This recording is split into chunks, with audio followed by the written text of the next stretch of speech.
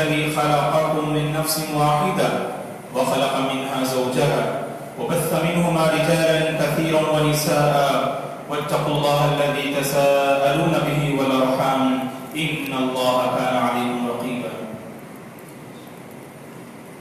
يا أيها الذين آمنوا اتقوا الله وقولوا قولا سديدا يصلح لكم أعمالكم ويغفر لكم ذنوبكم ومن يطع الله ورسوله فقد فاز فوزا عظيما أما بعد فإن خير الحديث كتاب الله وخير الهدي هدي محمد صلى الله عليه وسلم وشر الأمور محدثاتها وكل محدثة بدعة وكل بدعة ضلالة وكل ضلالة في النار أما بعد أعوذ بالله من الشيطان الرجيم ولقد خلقنا الإنسان ونعلم ما توسوس به نفسه ونحن أقرب إليه من حبل الوريد إذ يتلقى المتلقيان عن اليمين وعن الشمال قعيد ما يلفظ من قول إلا لديه رقيب عتيد وجاءت سكرة الموت بالحق ذلك ما كنت منه تحيد ونفخ في الصور ذلك يوم الوعيد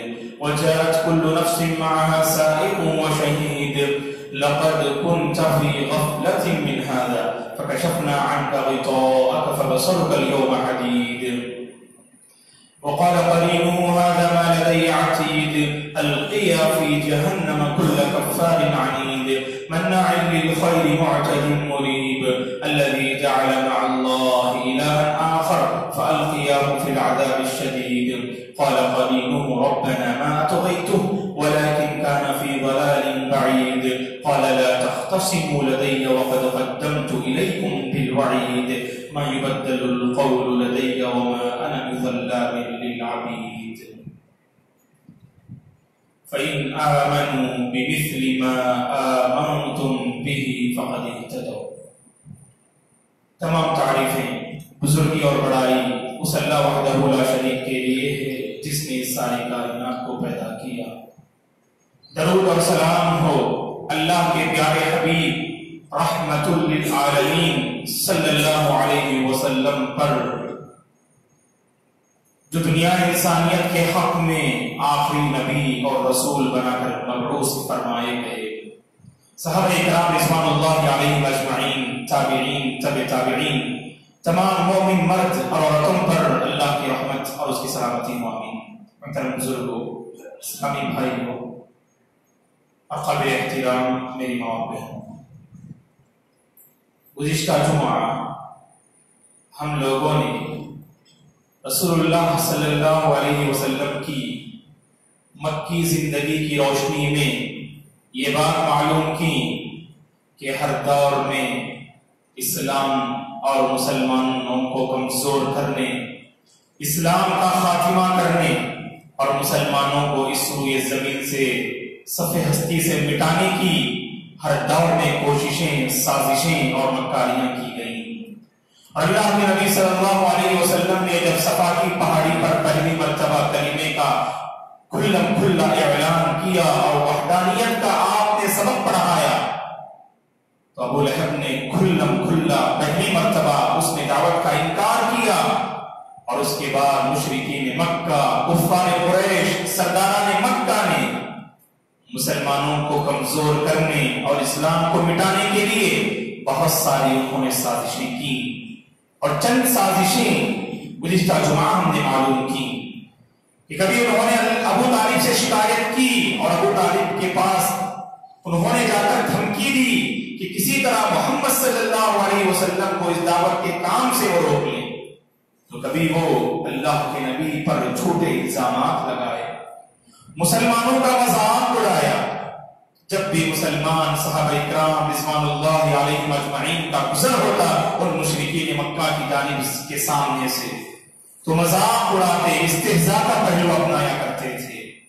تو کبھی مشرکین مکہ نے اللہ کے نبی سے ایسی چیزوں کا مطالبہ کیا تو انسانی طاقت سے ماورا تھی، اور کبھی وہ کمپرومائز کرنے کے لیے یا کمپرومائز کی دعوت انہوں نے اللہ کے نبی کو دی کہ آپ اپنے دین پر رہیں، ہم اپنے دین پر رہیں، آپ ہمارے اپنے دین پر جو قائم ہیں معبودان باطلہ کی پرستش پر انہیں آپ کچھ نہ کہنا. اس طرح کمپرومائز کی انہوں نے اللہ کے نبی کو کبھی دعوت دی اور تو کبھی اللہ کے نبی کو اس دعوت کے کام سے روکنے کے لیے لالچ کا استعمال کیا. جیسا کہ عتبہ بن ربیعہ اللہ کے نبی کے پاس آتے ہیں اور عرض کرتے ہیں کہ اے اللہ کے رسول محمد صلی اللہ علیہ وسلم، اگر آپ اس کام کے ذریعے سے سرداری چاہتے ہیں تو ہم آپ کو اپنا سردار بنانے کے لیے تیار. اس کام کے ذریعے سے اگر آپ مال و دولت چاہتے ہیں تو عرب کی دولت ہم آپ کے قدموں پر لا کر ڈال دیتے ہیں. اس کام کے ذریعے سے اگر آپ حسین و جمیل عورت سے شادی کرنا چاہتے ہیں تو عرب کی حسین و جمیل عورتیں ہم آپ کی خدمت میں حاضر کر دیتے ہیں. یا آپ کا دماغ اگر خراب ہو چکا ہو تو ہم اس کے علاج کے لیے بھی تیار ہیں. تو اس طرح عتبہ بن ربیعہ نے اللہ کے نبی کے سامنے بہت ساری لالچ کا اس نے سہارا لیا تاکہ اللہ کے نبی اس کام سے باز آ جائیں. اللہ کے نبی نے جب عتبہ کے سامنے قرآن مجید کی آیتیں تلاوت کی تو آیتیں اس کے دل میں اثر انداز ہوتی ہیں اور وہ مشرکین مکہ کو جا کر کہتا ہے عتبہ کہ محمد کو اس کے حال پر چھوڑ دو، میں نے محمد میں کسی قسم کی کوئی برائی نہیں دیکھی. ایک اور حربہ استعمال کیا مشرکین مکہ نے اسلام کو مٹانے اور مسلمانوں کو کمزور کرنے کے لیے جو حربہ استعمال کیا. اللہ کے نبی صلی اللہ علیہ وسلم اور صحابہ کرام رضوان اللہ علیہم اجمعین کو مشرکین مکہ نے طرح طرح کی اذیتیں دی، مختلف قسم کی آزمائشوں سے دوچار کیا. صحیح مسلم کی حدیث ہے، عبد الرحمن بن صخر الدوسی ابو ہریرہ رضی اللہ عنہ فرماتے ہیں ایک مرتبہ ابو جہل نے اپنے ساتھیوں سے کہا کیا محمد تمہارے سامنے بیت اللہ کے پاس عبادت کرتے ہیں؟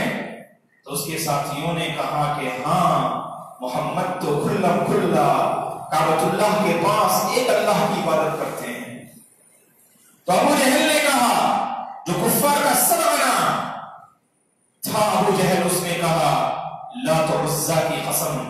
صحیح مسلم کی روایت ہے ابو جہل نے کہا کہ لات و عزا کی قسم، اگر اس کے بعد میں نے محمد کو کعبۃ اللہ کے پاس عبادت کرتے ہوئے اگر میں نے پایا یا تو اپنے پیر سے محمد کی گردن کو میں مسل کے رکھ دوں گا یا آپ کے چہرے پر میں مٹی مار دوں گا.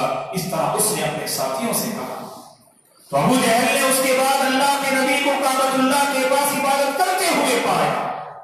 جیسے اس نے قسم کھائی، اپنی قسم کو پوری کرنے کے لیے ابو جہل آگے بڑھتا ہے تاکہ اللہ کے نبی کو تکلیف دے صلی اللہ علیہ وسلم. اللہ کے نبی صلی اللہ علیہ وسلم کعبۃ اللہ کے پاس عبادت کر رہے ہوتے ہیں اور ادھر ابو جہل آپ کی گردن پر پیر رکھنے یا آپ کے چہرے پر مٹی مارنے کے لیے آگے بڑھتا ہے اور جیسے آپ کے قریب پہنچتا ہے تو الٹے قدم واپس بھاگ کر آتا ہے. ساتھیوں نے ابو جہل سے پوچھا کیا ماجرا ہے، کیوں تم الٹے قدم واپس بھاگ کر آ گئے؟ ابو جہل نے کہا جب میں محمد کے قریب پہنچا تو میرے اور محمد کے درمیان میں ایک بھڑکتی ہوئی خندق کی آگ مجھے نظر آئی اور وہاں پر ایک فرشتہ بھی موجود تھا. اگر میں قریب جاتا تو وہ مجھے ہلاک و برباد کر دیتا، لہذا میں وہاں سے واپس لوٹ آیا. اور اس طرح اللہ تعالیٰ نے اپنے حبیب صلی اللہ علیہ وسلم کی حفاظت فرمائی.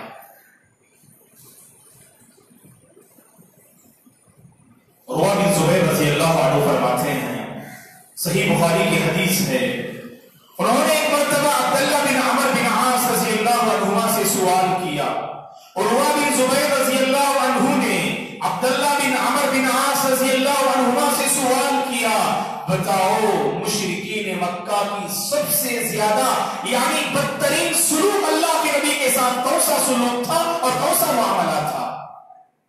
صحیح بخاری کی حدیث ہے، عبداللہ بن عمر بن عاص رضی اللہ عنہما عروہ رضی اللہ عنہ سے فرماتے ہیں سب سے بدترین سلوک مشرکین مکہ نے جو آپ کے ساتھ کیا وہ یہ تھا، ایک مرتبہ آپ صلی اللہ علیہ وسلم نماز پڑھ رہے تھے اور عقبہ بن ابی معیط جو کفار کے سرغنوں میں اور مسلمانوں کو تکلیف دینے میں پیش رہنے والوں میں عقبہ بن ابی معیط کا نام بھی آتا ہے. عقبہ بن ابی معیط نے دیکھا اللہ کے نبی نماز پڑھ رہے ہیں صلی اللہ علیہ وسلم، تو چادر اپنے پاس لے کر آیا اور اپنی چادر سے رسول اللہ صلی اللہ علیہ وسلم کی گردن میں ڈال کر آپ کی گردن کو مروڑنے لگا، جس سے آپ صلی اللہ علیہ وسلم کو کافی تکلیف ہوئی صلی اللہ علیہ وسلم کو۔ اور ادھر ابو بکر صدیق رضی اللہ عنہ نے دیکھا کہ عقبہ بن ابی معیط اپنی چادر سے پیارے حبیب کی گردن کو مروڑ رہا ہے، تو فوری آتے ہیں اور عقبہ بن ابی معیط کو دھکا دیتے ہیں ابو بکر صدیق رضی اللہ عنہ، اور اس موقع پر فرماتے ہیں ابو بکر رضی اللہ عنہ عقبہ بن ابی معیط اور وہاں موجود مشرکین مکہ سے، اور ابو بکر رضی اللہ عنہ فرماتے ہیں، اور اس جملے کو اللہ تعالیٰ اپنے قرآن مجید میں بھی نقل کرتے ہیں، أَتَقْتُلُونَ رَجُلًا أَن يَقُولَ رَبِّيَ اللَّهُ وَقَدْ جَاءَكُم بِالْبَيِّنَاتِ، کیا تم ایک ایسے آدمی کو قتل کر رہے ہو جو صرف یہ کہتا ہے کہ میرا رب ایک اللہ تعالیٰ ہے، میرا رب ایک پر، میرا رب ایک ہے، ایک میرا پروردگار ہے، یا صرف اس کی بات، اس کے صرف یہ کہنے پر کیا تم اس آدمی کے ساتھ ایسا معاملہ کر رہے ہو، حالانکہ اس نے تمہارے پاس واضح نشانیاں لے کر آیا ہے۔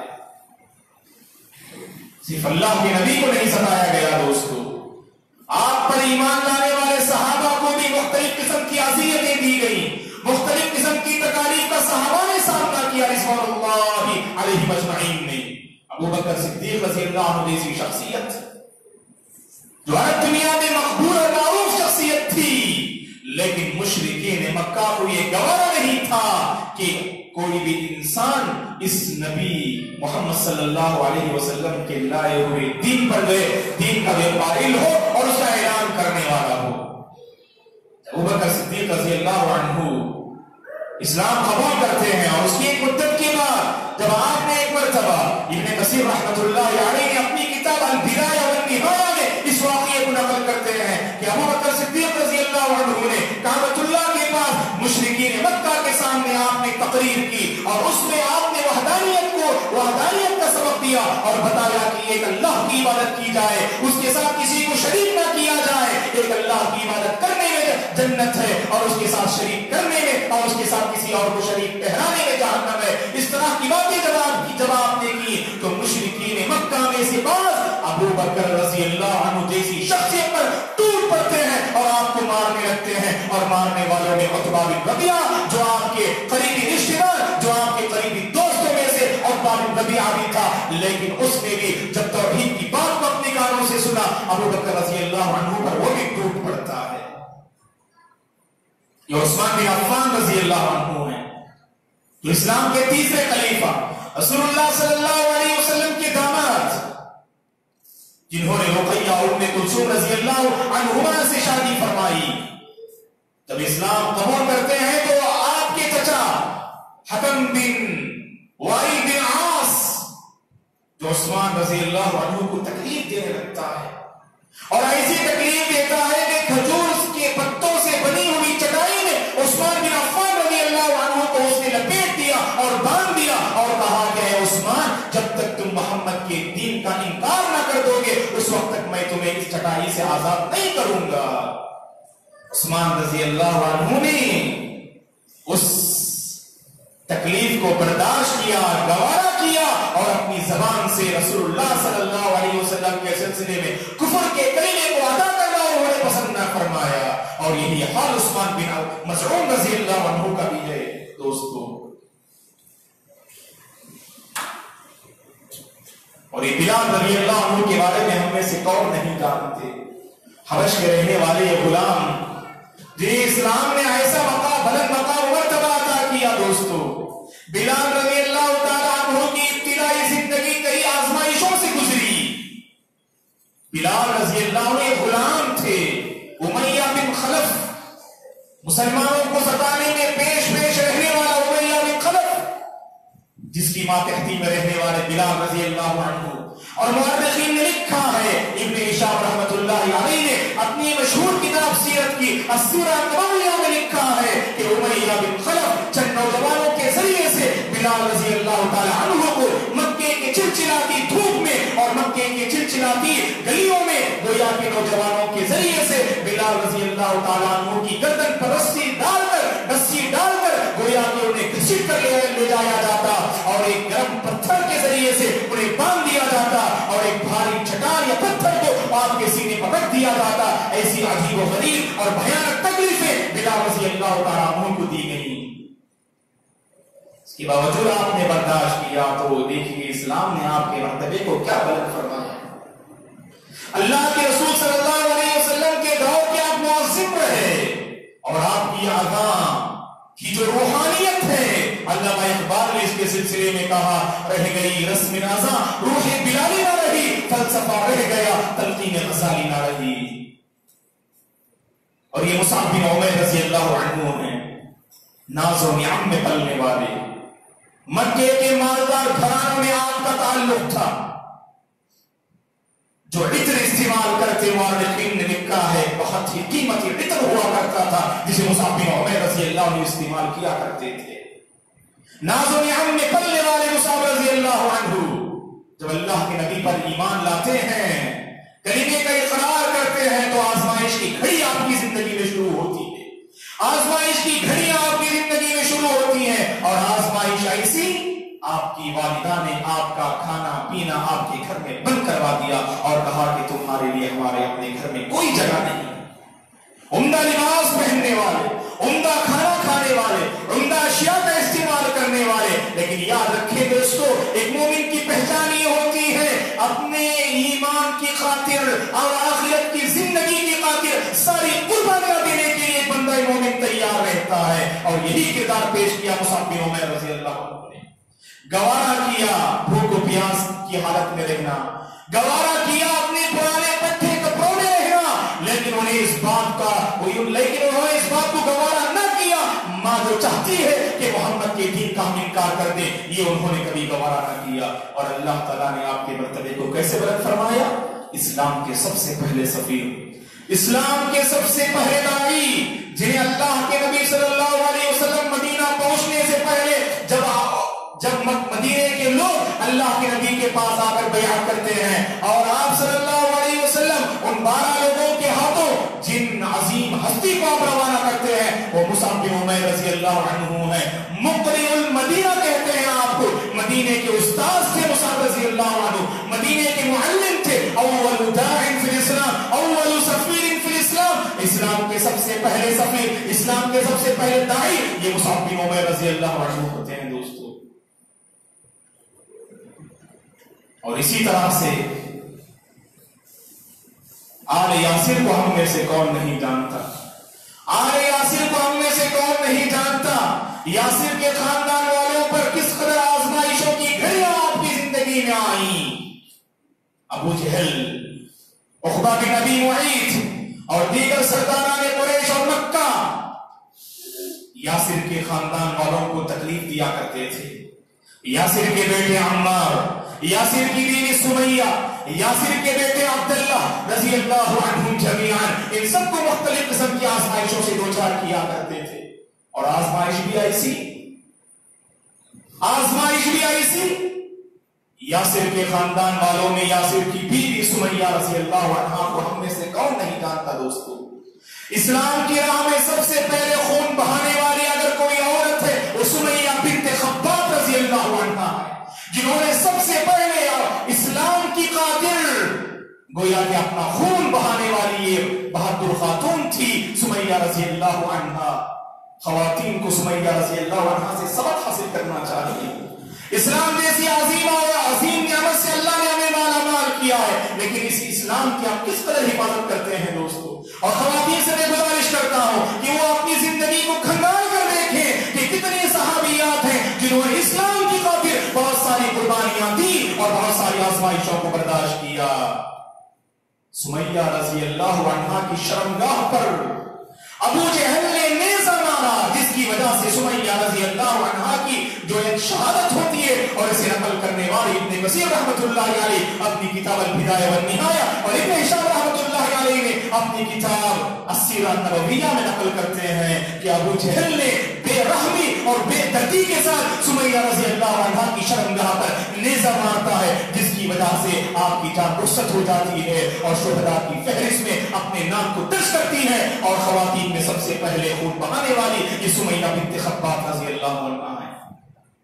यासिर रज़ी अल्लाह अन्हु को तकलीफ दी जा रही है, अम्मार रज़ी अल्लाह अन्हु को तकलीफ दी जा रही है, और आपके भाई अब्दुल्ला रज़ी अल्लाह अन्हु को तकलीफ दी जा रही है, और अल्लाह के नबी वहां से गुजर रहे हैं। और इमाम हाकिम रहमतुल्लाह अलैहि ने अपनी हदीस की किताब अल मुस्तदरक में इस वाक़ये को नकल किया है। देखिए दोस्तों, अल्लाह के नबी क्या फरमा रहे हैं, क्या तसल्ली दे रहे हैं। आले यासिर को आपने देखा कई तरह से उन्हें सताया जा रहा है, उन्हें मारा जा रहा है। अल्लाह के नबी सल्लल्लाहु अलैहि वसल्लम उधर से गुजर रहे हैं, आपने उन्हें देखकर फरमाया, अबशिरू आले यासिर, अबशिरू आले अम्मार फइन्न मौइदकुमुल जन्नह। यासिर के खानदान वालों, अम्मार के खानदान वालों, मुतमईन रहो, आजमाइश को बर्दाश्त करो, तुम्हारा ठिकाना तो जन्नत है। अल्लाह तबारक व तआला ने अपने प्यारे हबीब की ज़बानी उन यासिर के खानदान वालों को दुनिया ही में जन्नत की बशारत सुनाई। इस्लाम की खातिर उन्होंने बहुत सारी अज़ियतें बर्दाश्त की दोस्तों, और अल्लाह के नबी ने जो सबसे रोल मॉडल थे सबके लिए, लक़द काना लकुम फी रसूलिल्लाहि उस्वतुन हसना। हम अपना नमूना ढूंढते हैं, नौजवानों से मैं गुजारिश करता हूँ, फिल्मी अदाकार में अपना नमूना हम ढूंढते हैं, और क्रिकेट के खिलाड़ियों में हम अपना नमूना ढूंढते हैं। लेकिन याद रखें दोस्तों, इन फिल्मी अदाकारों ने और इन क्रिकेट के खिलाड़ियों ने आखिर मुआशरे में क्या रोल अदा किया दोस्तों? उनसे बुराई फैली, उनसे बेहयाई फैली, उनसे फहाशी फैली, और उनसे बुराइयां आए दिन जन्म ले रही हैं। लेकिन अल्लाह के नबी को अपना आइडियल मानो, जिस नबी ने अपनी उम्मत की खातिर सारी कुर्बानियां जिसने बर्दाश्त की। ताइफ का वाकया हमें याद होगा दोस्तों, जब अल्लाह के नबी सल्लल्लाहु अलैहि वसल्लम ने दावत दीन देने की गरज से आप जो है मक्का से ताइफ जाते हैं, ताइफ वालों ने आपके साथ जो मामला किया, अब्दिया लैल, हबीब और मसऊद, ये ताइफ के 3 मशहूर कबीर सरदार थे जिन्होंने अल्लाह के नबी के साथ क्या मामला किया।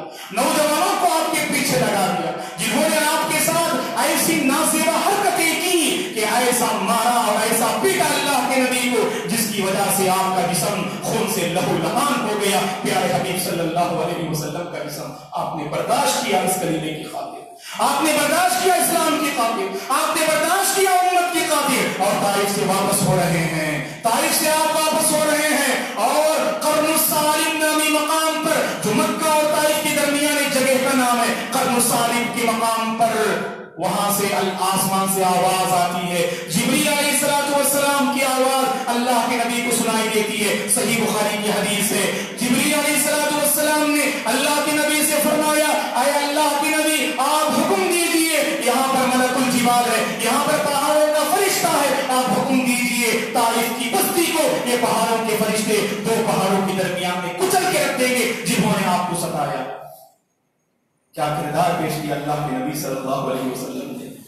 अल्लाह के नबी सल्लल्लाहु अलैहि वसल्लम रहमत बनाकर भेजे गए थे दोस्तों, रहमत का पैगाम सुनाने वाले थे हमारे नबी। हमारे नबी दूसरों को दुआएं देने वाले थे। अगर कोई बद्दुआ भी देता उसका मुकाबला दुआओं से आप किया करते। अगर कोई आपके साथ तकलीफ के साथ पेश आता, रहमत का मामला करते अल्लाह के नबी सल्लल्लाहु अलैहि वसल्लम उस बंदे के साथ। आपने क्या फरमाया उस मौके पर, बल अर्जू अन युखरिजल्लाहु मिन अस्लाबिहिम मन यअबुदुल्लाह अज़्ज़ा व जल वहदह ला युशरिकु बिही शैआ। आपने उस पहाड़ के फरिश्ते से कहा कि ताइफ वालों को कुछ मत करो, ताइफ वालों को कुछ मत करो, क्योंकि मैं अल्लाह की ज़ात से कभी उम्मीद रखता हूँ अल्लाह ताला इस ताइफ की बस्ती वालों में ऐसे लोगों को ले आएगा, इनकी नस्ल में जो सिर्फ एक अल्लाह की इबादत करेगी और उसके साथ किसी को शरीक न ठहराएगी। आज हम देखते हैं आपकी दुआओं का नतीजा है कि ताइफ की पूरी बस्ती आज मुसलमानों से कचाकच भरी हुई है। दोस्तों, आजमाइशें आती हैं इस राह में, आजमाइशें आती हैं इस राह में। हमें सब्र से काम लेना है, हिकमत से काम लेना है, जोश के साथ अपने जोश को होश का रुख देने की जरूरत है। दोस्तों, अपने ईमान पर बाकी रहना है, और याद रखें नाजुक हालात में ही इस्लाम पनपता है, इस्लाम बढ़ता है, इस्लाम फूलता है। दोस्तों, नाजुक हालात में, नाजुक घड़ी में ही इस्लाम तेजी के साथ फैलता है, और हमें घबराने की जरूरत नहीं। دنیا کی کوئی طاقت ہمیں مٹا نہیں سکتی جب ہم اپنے ایمان پر مضبوط ہوں. دنیا کی کوئی طاقت ہمیں برباد نہیں کر سکتی جب ہم اپنے ایمان پر باقی ہوں. ہمارے ایمان میں خلل ہو دوستو، معمولی پھوک کی صحیح جو ہمیں تباہ و برباد کر کے رکھ سکتی ہے. ہم آتش سوزاں میں بھی حق بات کہیں گے، ہم آتش سوزاں میں بھی حق بات کہیں گے، کندن کی طرح دہر میں تابندہ رہیں گے. تاریخ بتاتی ہے کہ ہر دور ستم میں ہم زندہ تھے، ہم زندہ ہیں، ہم زندہ رہیں گے. اسلام پر عمل کرنے کی ضرورت ہے دوستو. جیسی جیسی مخالفتیں بڑھتی جاتی ہیں، مسلمانوں کے خلاف پلاننگ اور سازشیں اور مکاریاں کی جا رہی ہیں، خصوصاً ہندوستان میں، اور موجودہ حکومت کی ریشہ دلانیاں اور موجودہ حکومت کی مکاریاں اسلام اور مسلمانوں کے سلسلے میں، یہ ساری باتیں ہمارے سامنے واضح ہیں دوستو. ایسی نازک صورتحال میں صرف ہمیں افسوس کرنے کی ضرورت نہیں اور ہمیں مایوس ہونے کی ضرورت نہیں، بلکہ ہمیں اپنے ایمان پر باقی رہنے کی کوشش کرنی چاہیے.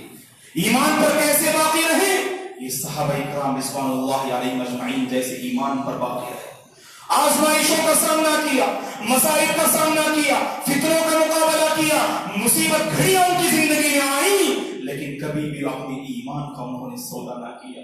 کبھی بھی اللہ سے ان کا جو تعلق تھا، اللہ سے ان کا جو رشتہ تھا، اس میں ذرہ برابر بھی کمی نہیں آئی. اسی لیے اللہ نے قرآن مجید میں ان صحابہ کے بارے میں فرمایا فَإِنْ آمَنُوا بِمِثْلِ مَا آمَنْتُمْ بِهِ فَقَدِ اهْتَدَوْا. اگر تم ہدایت پانا چاہتے ہو، اگر تم صحیح راستے پر آنا چاہتے ہو، یہ صحابہ کرام جیسے ایمان لائے ویسا اگر تمہارا ایمان ہو جائے تو سمجھ لیجئے تم ہدایت پر آ گئے. تو صحابہ کرام رضوان اللہ علیہ اجمعین کا ایمان اپنے اندر پیدا کرنے کی ضرورت ہے، ایمان پر ثابت قدم رہنے کی ضرورت ہے، اور اسلامی تعلیمات پر عمل کرنے کی ضرورت ہے. اور خصوصاً میں خواتین سے گزارش کرتا ہوں، یاد رکھیں کہ ماحول بنتا بھی ہے بگڑتا بھی ہے عورت سے. دوست ماحول بنتا بھی ہے بگڑتا بھی ہے عورت سے. اگر عورت صحیح ڈھنگ اور اسلامی تعلیمات کی اگر پابند ہو، سمجھ لیجیے اپنے ماحول کو بدل سکتی ہے، ماحول میں دینداری لا سکتی ہے. اور ایسی نازک گھڑی میں سب سے پہلا مطالبہ تو ہم امت مسلمہ سے ہے، ہم اپنے دین پر عمل کرنے والے بن جائیں، اس دین کی حفاظت کرنے والے بن جائیں، دین کی تعلیمات کے مطابق اپنی زندگی کو بسر کرنے والے بن جائیں، اور صحابہ کرام کا جیسا ایمان تھا وہ ایمان اپنے اندر پیدا کرنے والے بن جائیں. آزمائشیں آئیں اور مصیبتیں آئیں، لیکن اپنے ایمان پر ہمیشہ حال میں ہمیں باقی رہنا ہے. اور یاد رکھیں کیا ڈر ہے اگر ساری خدائی ہو مخالف، کافی ہے ایک خدا گھر میرے لیے ہے. جیسے صحابہ کرام نے سمجھا کہ ہزار آفتیں آ سکتی ہیں، مقابلے ہو سکتے ہیں، لیکن مسلمان اگر متحد رہیں، مسلمان اگر کلمے پر باقی رہیں، مسلمان اگر ایک پلیٹ فارم پر جمع ہو جائے، دنیا کی کوئی طاقت ہمیں مٹا نہیں سکتی، دنیا کی کوئی طاقت ہمیں کمزور نہیں کر سکتی. اسلام سے جڑنے کی ضرورت ہے، اسلامی تعلیمات کو عام کرنے کی ضرورت ہے،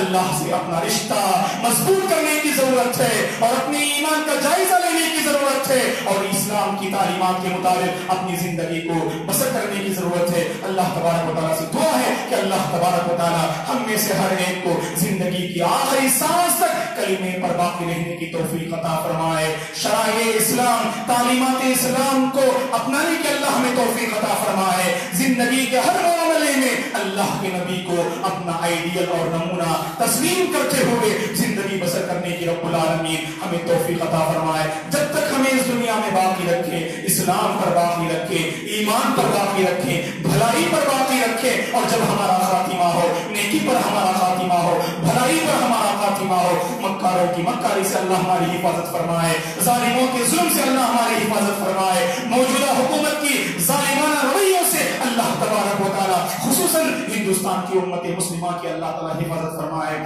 آمین. اقول قولی ھذا واستغفر اللہ لی ولکم ولسائر المسلمین من کل ذنب فاستغفروہ انہ هو الغفور الرحیم.